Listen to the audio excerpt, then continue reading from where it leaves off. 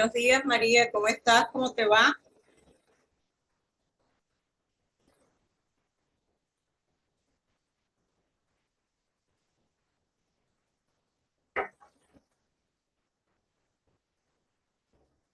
Bueno, feliz inicio de este día, domingo 26 de abril del año 2025. María, Buen ¿cómo te día, va? profe. Bien, estaba desayunando. Qué chévere. Permiso ya un momento. Eh, Disculpa la hora, pero es que no sé por allá donde estés, eh, pero en mi caso ha habido un poquito de inconvenientes con internet. Ok. Y bueno, he tratado de conectarme y entonces quedaba en ciclo, pero bueno, ya estamos acá con la intención de, como siempre digo, prestar un buen servicio. Voy a compartir pantalla para después tomar el soporte. Bien, vamos a utilizar, perdón, dime. Sí, que está bien. Bueno, Estaba sí, haciendo. ajá. Sí, siempre utilizo una presentación para que sea un poco más sencilla la clase y a la vez, pues, de que entiendan y tengan material de soporte. Bien, bueno. Entonces vamos a guardar nuestra asistencia. ¿Has leído mientras tanto que voy guardando, has leído las actividades? No, aún no, porque no he comenzado a hacer la infografía. Entonces, Ah, cuando la comienzo a hacer. pero bueno, ya bien que sabes que la primera es una infografía, ¿sí? Y Sí, estoy pendiente porque están adelantadas, o sea, están como, tenemos el contenido, pero no tenemos la prueba como tal. Entonces, se puede adelantar y se puede ver que se tiene que investigar y cosas así. sí, Entonces, claro. está bien. Y viste, ¿qué te iba a preguntar? ¿Viste los instrumentos de evaluación? ¿Viste el instrumento de evaluación para la infografía? Es decir, Tema. el instrumento de evaluación, ajá, dime, te escucho. No, no lo he visto. Yo sé que está Ajá, este tema y la sí, en forma de infografía. ajá, bueno. Es muy importante que te dirijas a la parte, el apartado al inicio, donde está la presentación del docente, ¿verdad? Y allí dice plan general de la asignatura e instrumentos de evaluación. Entonces,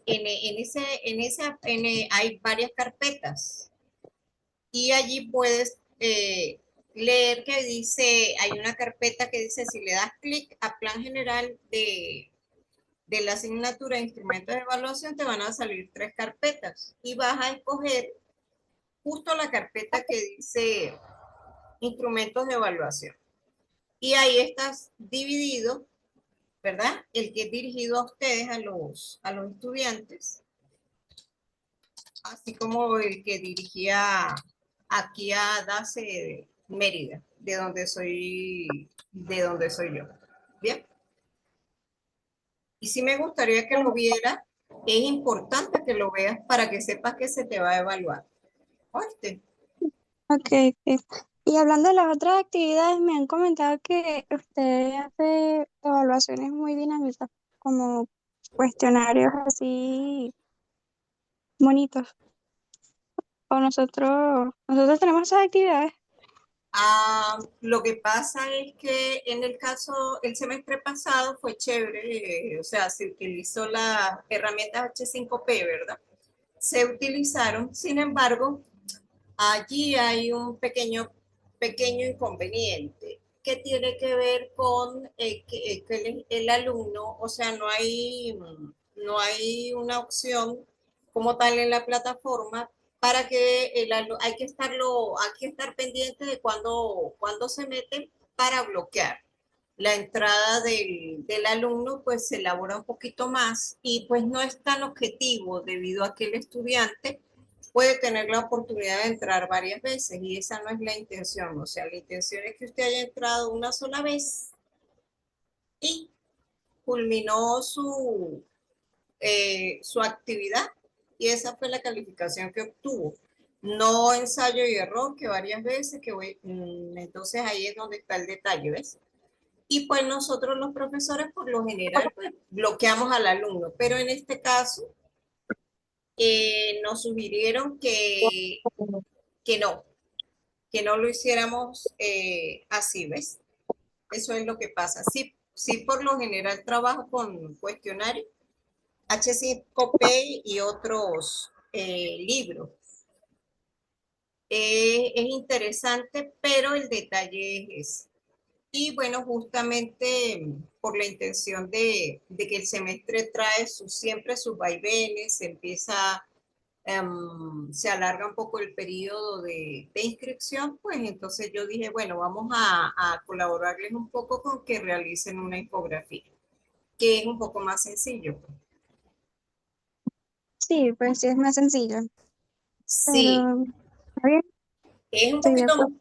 es un poquito más sencillo, sí, pero sí me gustaría que vieras el instrumento de evaluación para que te des cuenta que te voy a evaluar en esa infografía y que no te falte ningún detallito, digámoslo así, tengas completa pues todo lo que se pide. ¿Oíste? Ok, está bien. Bueno, Yo la entonces, empiezo toda la próxima semana. ajá, sí, inicia, de todas maneras, el inicio de la entrega es el día lunes 5 de mayo. Ujú. Ujú. Entonces, en esa semana pueden realizar justo la entrega. Bueno, eh, preguntaba muy particularmente eso porque me interesa que salgan muy bien, obviamente, y pues que están empezando y tienen que acumular la mayor cantidad de puntos posible. Eh, clase anterior había entrado un compañero tuyo y entonces le estaba diciendo que íbamos a tener una clase en la cual íbamos a repasar un poquito la parte de eh, esto como información general antes de empezar la clase. Te estoy dando, pues, y para que les quede a todos. Una parte en donde vamos a hablar de conversión de cómo pasar del sistema decimal al sistema binario y sistema binario a decimal. ¿Sí? Una pequeña explicación de eso y también porque tienen un problema que no es muy complicado, no es complejo, sin embargo, pues la idea es que salgan bien. Para que no les quede duda, me imagino que lo vieron anteriormente, pero para que no les quede duda de ella. Pero entonces será la próxima semana, ¿verdad? Que tengan esa clase, porque ahorita tenía que completar algo que tiene que ver justo con lo que vamos a ver, que es von Neumann. Bien, algunos detalles de de esta historia de von Neumann. Y para eso, pues, aquí tenemos la minuta de trabajo, que si puedes leer, dice introducción, el punto número 1, la 2 es arquitectura von Neumann, con toda la subdivisión que es quién fue él, qué definición se tiene de la arquitectura von Neumann, qué es la máquina Turing. Después hago un esquema general de esta máquina, cómo funciona, digo algunos aspectos importantes, luego paso a hablar como tal del computador de programa almacenado, enfocándolo en cómo se realiza el proceso de corrida de un programa en cuanto a irlo ejecutando instrucción uno a uno con un ejemplo y termino con esa fase de ejecución de una instrucción con un mínimo programa de 3 líneas. Bien, con un programa de 3 líneas y por último pues damos vamos a poner esto en silencio que se me pasó, la despedida. ¿Sí? Entonces, sobre la base de esto, pues vamos a empezar a trabajar. Y vamos a comentar que en esta segunda diapositiva me va a servir para hablar un poquito de, digamos, de esa entrada que yo había dado. A un momento para colocar el teléfono pensé que lo había hecho antes y no.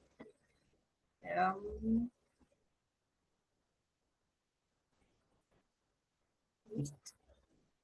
Juraba que ya lo había hecho, pero no.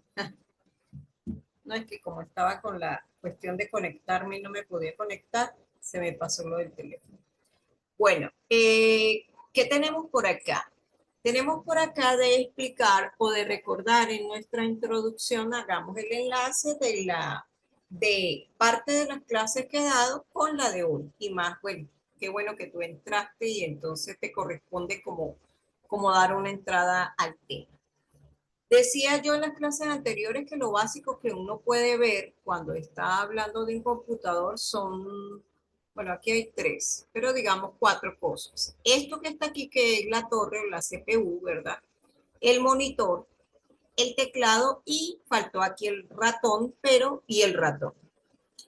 Y que esa computador como tal, que habíamos dicho que era un dispositivo que se encargaba de realizar el procesamiento de la información, tiene muchos elementos. Ejemplo, si yo quiero representar el computador a través de diagramas de bloque para este computador sencillo que estamos viendo aquí, en este caso yo tendría, este diagrama de bloques tendría cuatro bloques fundamentales que se pueden ver allí.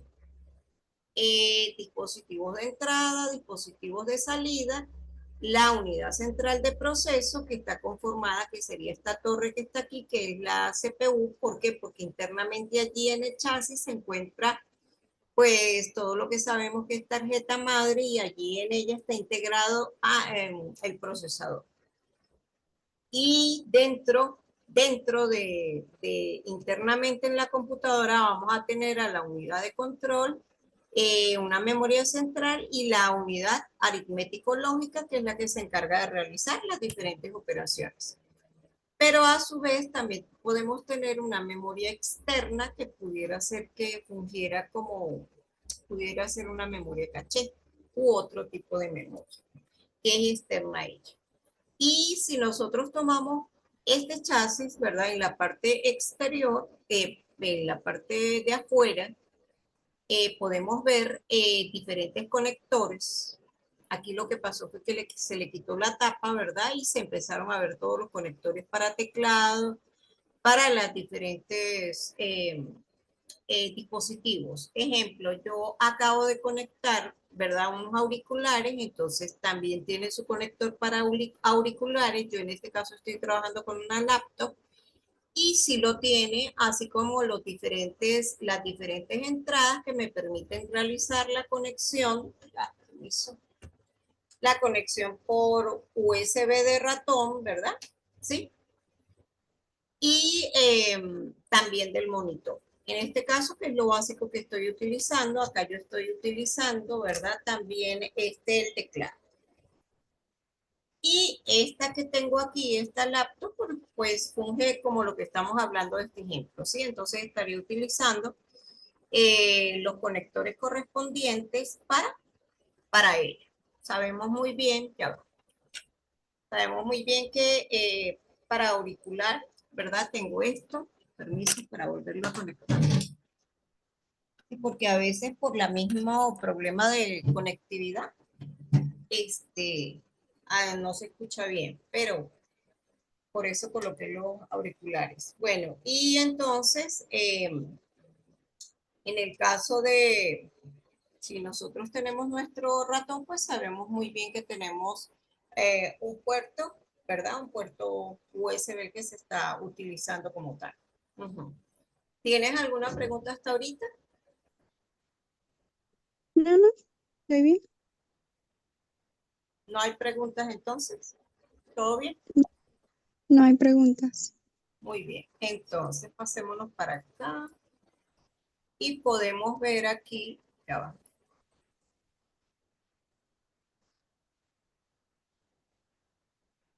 chévere. Vamos a poder ver acá que cuando nosotros hablamos de la CPU, que es esto mismo que está aquí, este bloque, ¿verdad?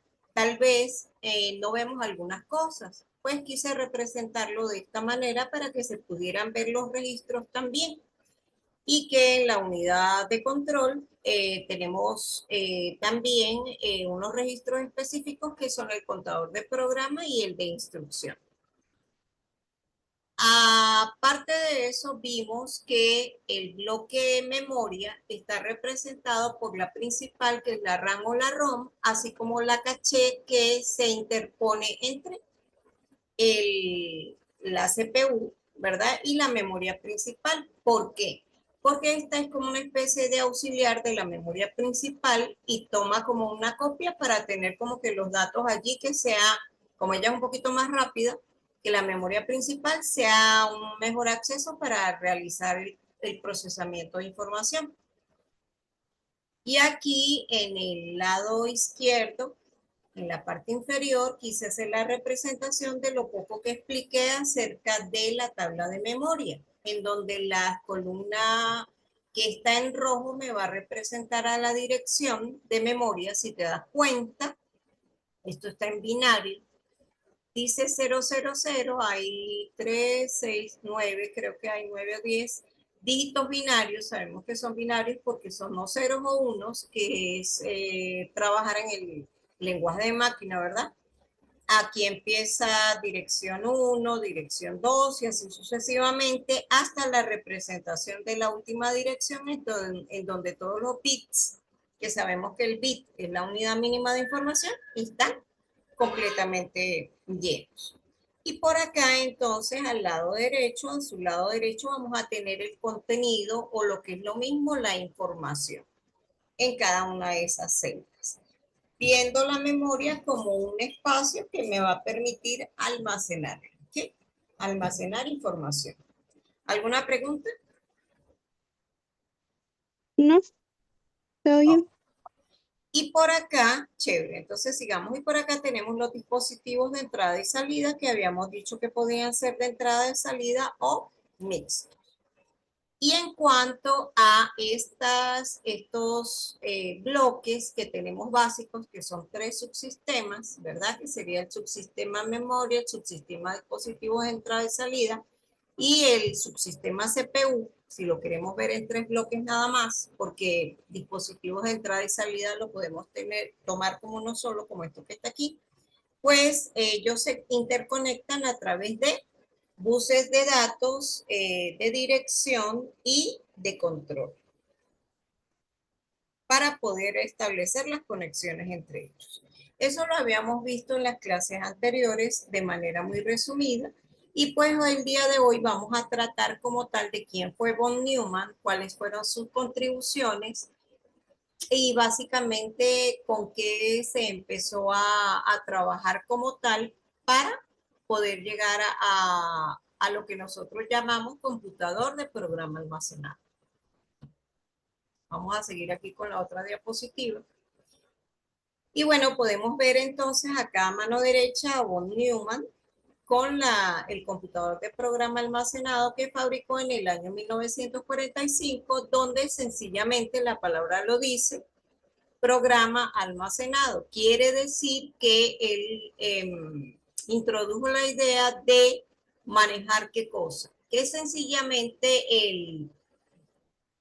la cantidad de instrucciones, que es lo que uno llama programa, y los datos estuvieran en un solo lugar o albergados en un solo lugar llamado memoria, con la intención de que la máquina pudiera tener la información correspondiente y poder realizar el procesamiento de la misma. Y eso es lo que hoy en día se conoce como arquitectura von Neumann. Y en sí, volvemos con lo mismo, estamos teniendo en memoria el almacenamiento de un conjunto de instrucciones junto con los datos que van a formar parte o que vamos a llamar operadores y que vamos a ver cada instrucción como una orden que tiene un código correspondiente preciso, una estructura correspondiente según sea allí en ese caso. Hoy en día lo sabemos que según el tipo de procesador que nosotros hablemos, y más adelante vamos a poder ver que existen unas tablas que maneja el procesador en las cuales se encuentra toda la información correspondiente a las diferentes operaciones matemáticas y lógicas que él puede manejar. Pero en cuanto a la arquitectura von Neumann en sus inicios, él trabajó con algo que se llama máquina de Turing, y esta máquina básicamente tenía esta idea, que tenía igual la memoria, dispositivos de entrada y salida que me iban a permitir, ¿verdad? Obtener la información, el bus del sistema conectado a ellos, y en esa CPU iba a tener en ese momento lo que se habló fue unidad de control y unidad de ejecución. Era la unidad de ejecución la que se encargaba de realizar el procesamiento.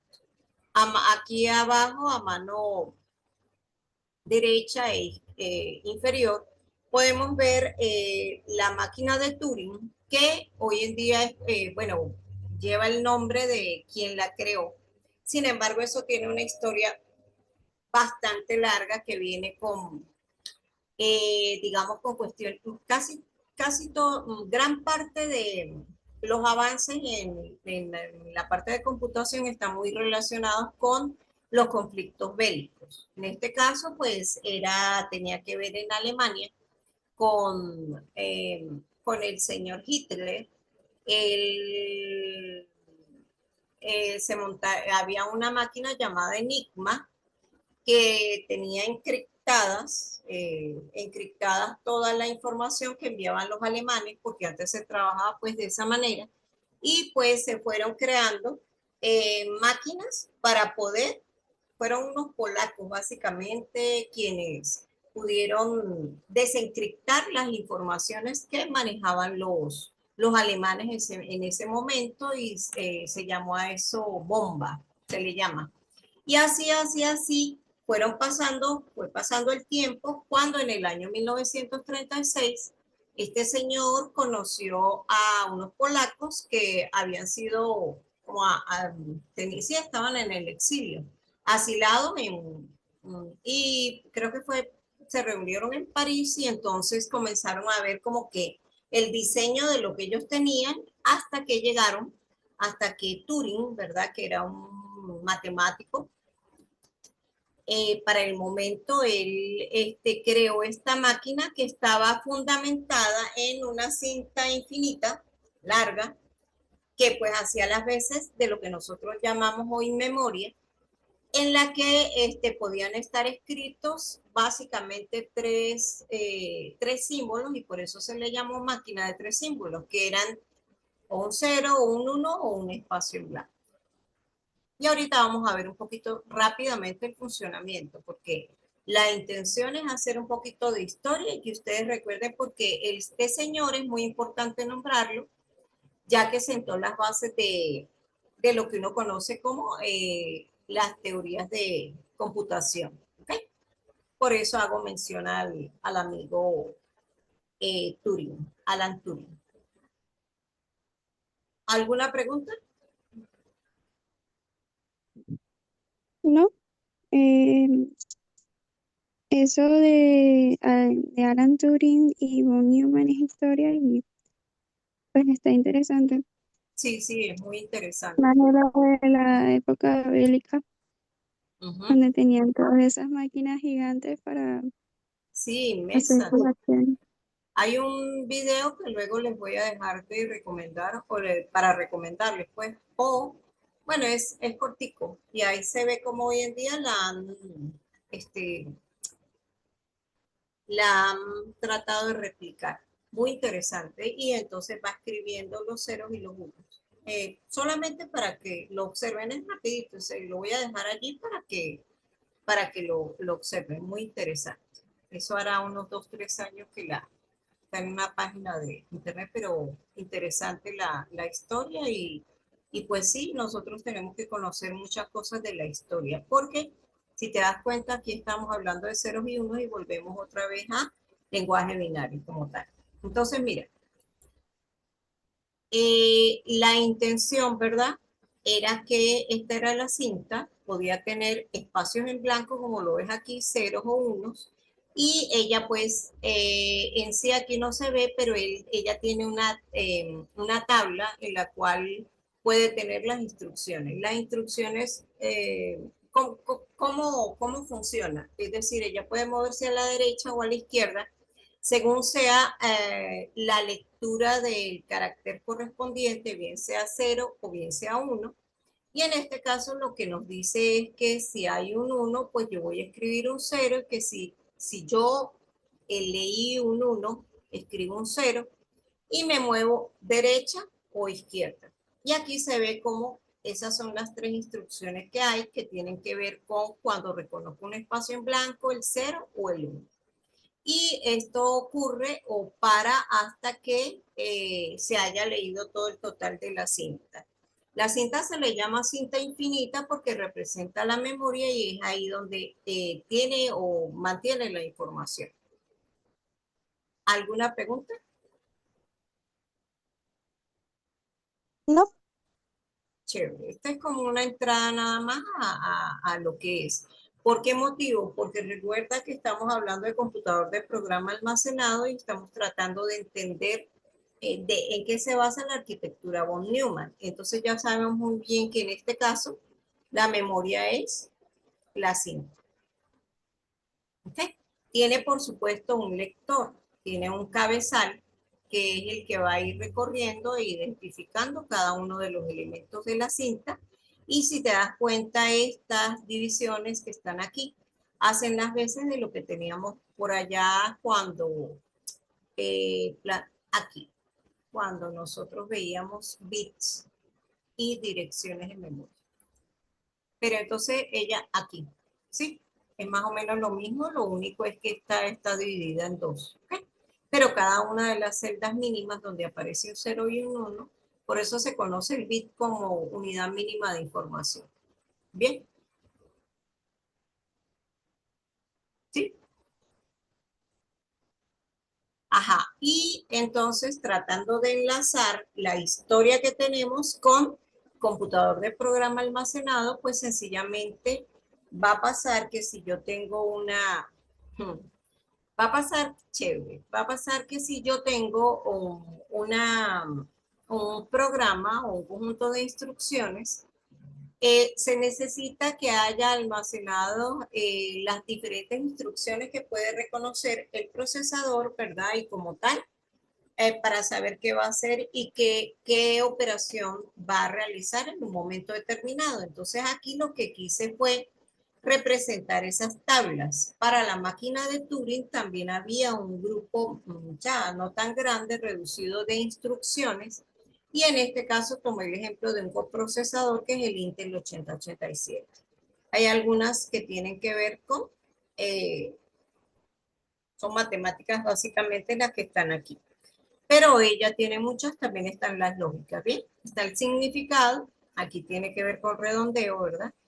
Y redondeo entero, o por acá tenemos una de tangente, de raíz cuadrada, algunas de las tantas que pudiéramos tener que tienen que ver con la parte de matemáticas. Te hago una pregunta.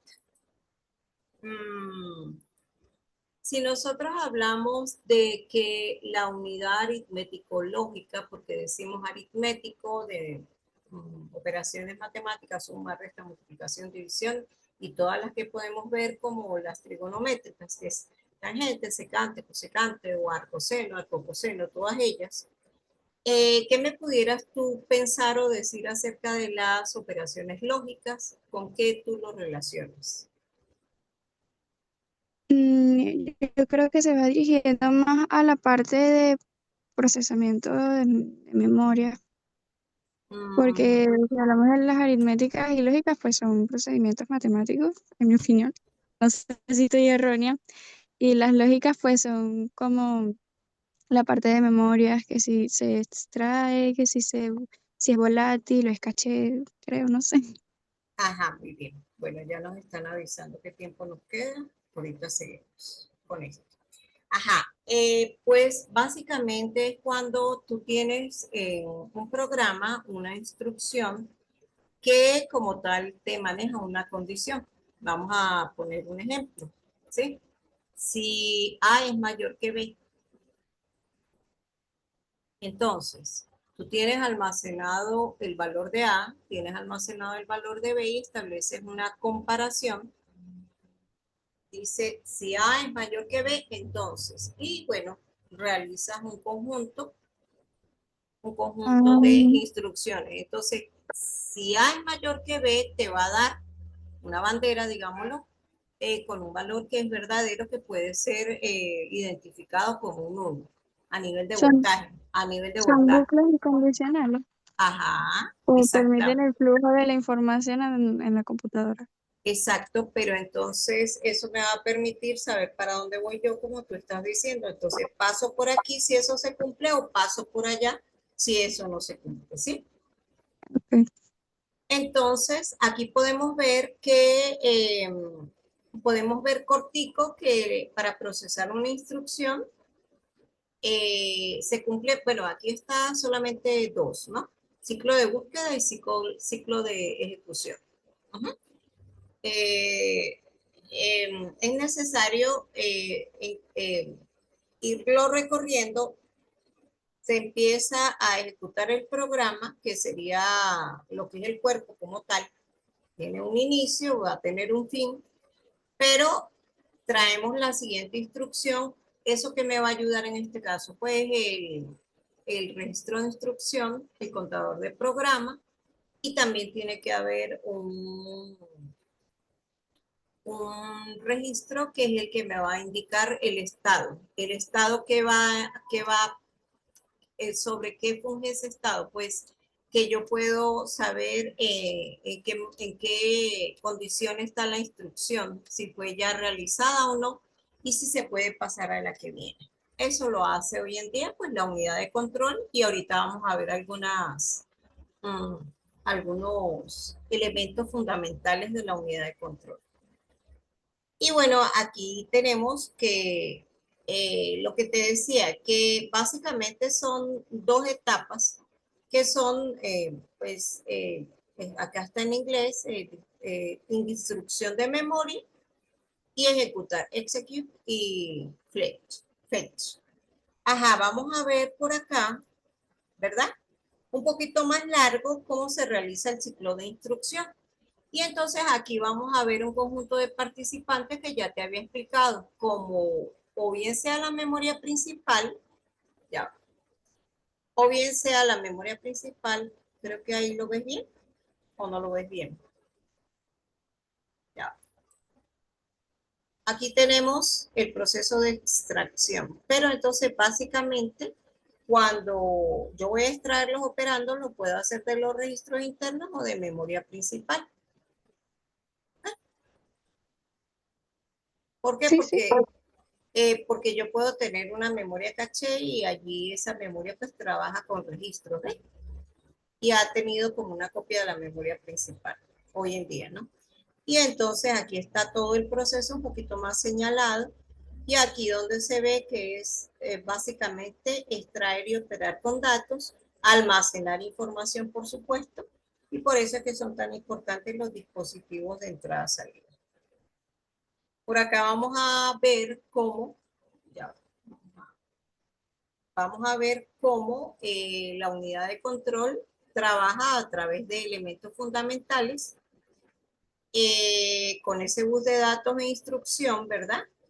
Entonces, allí almaceno en el registro de instrucción, que es un chip, ¿verdad? Como lo puedes ver, se va a almacenar la información que me permite identificar cuál es la instrucción, pero muy importante también que yo vaya contando en qué instrucción voy, porque es el contador de programas, porque se supone que yo llego para poder saber si cuando termino, pues yo tengo que tener establecido cuántas instrucciones hay. Bien, haberlas recorrido, haberlas contado. ¿Okay? Yo necesito, esa instrucción está en un lenguaje específico que por lo general hoy en día lo conocemos como lenguaje de alto nivel y necesito convertirlo o decodificarlo para que sea entendible por la máquina y pues allí se pone en funcionamiento una vez que ya haya avanzado en el contador de programa, este decodificador y el secuenciador. El secuenciador, ¿por qué? Porque es como, ahí yo debería de tener como un registro bandera. El reloj es para el ciclo que cumple la instrucción, que lo vamos a ver más adelante con una grafiquita, ¿sí? El reloj va a permitir saber si ya el ciclo de la instrucción fue cumplido y entonces sencillamente vamos a bus de dirección para poder ir a... Necesito también tener esto aquí porque necesito hacer la búsqueda de los operandos. ¿Okay? ¿Preguntas tienes? Respecto al bus de direcciones, Dime. es el bus de direcciones lo que hace es redirigir datos, pero en unas clases en la universidad me mencionaron que el bus de direcciones era importante porque manejaba los datos del computador, pero no sé cómo funciona eso. Sé que usted mencionó que manejaba datos, procesos, pero o sea, ¿cómo los maneja? ¿Qué hace? ¿De dónde a dónde? Y así, de datos. Ya le voy a mostrar algo por acá. Aquí tenemos la memoria, ¿verdad? Aquí vamos, ahorita vamos a ver un ejemplo. Aquí está la dirección en la cual está almacenada el operando. Por eso hablo de datos, ¿sí? Entonces, si yo tengo una instrucción y ya la decodifiqué, porque ya comparé con la tabla que tiene el coprocesador, ¿verdad? Ya sé qué es lo que voy a realizar, necesito buscar los datos. ¿Ves? Lo que pasa es que aquí tú lo ves de esta manera, pero realmente tienes que pensar en este dibujo que está aquí. Ya, permiso. Aquí está. Datos, todo está conectado. ¿Sí? Y aquí puedes ver, aquí está el de dirección, aquí en gris, ¿lo ves? Dice address bus, acá. Y aquí está la memoria, ¿ves? ¿Sí? Entonces, si nosotros tenemos los datos, pueden estar en memoria o puede haber venido que yo los introduje por teclado, ¿sí? Y va a participar el dispositivo de entrada y salida porque si estoy corriendo un programa, puede ser que presente un menú en donde yo voy introduciendo los datos, ¿sí? Y si no tuviese un bus de datos, ¿cómo estarían aquellos datos? No tengo que tener un bus de datos, por eso ellos son varios, porque tengo que diferenciarlos, si no se entremezcla todo, unos para los datos, otros para la dirección. Los buses son como digamos autopistas. Por allí van fluyendo bit a bit los datos que yo tengo, y que pueden venir de la memoria o de los registros, ¿sí? Y en Ok. este caso, los registros se alcanzan, si está en la caché, pues ellos van a irlos almacenando, ¿verdad? De manera temporal y puede ser a través de un dispositivo de entrada, como te dije, si yo pido una información en pantalla, ah caramba, se va a caer, yo vuelvo a conectarme rápidamente para terminar la explicación, ¿ok? Porque ya lo que nos queda es lo de la instrucción, ya se va a cortar eh, la clase, pero yo vuelvo a ingresar, ¿ok? Solamente nos faltan 4 diapositivas, cuatro diapositivas donde viene el ejemplo este, en caso que se Ujú. corte. Bueno, entonces acá te decía que hay otros ciclos y aquí puedes ver que hay diferentes ciclos, puede ser lectura o puede ser escritura. En este caso a mí me dijeron que el ciclo de instrucción, que es mover L o mover W, ¿verdad? Lleva o está relacionado con, si estás viendo, aquí te hablaba de la memoria, ¿ves?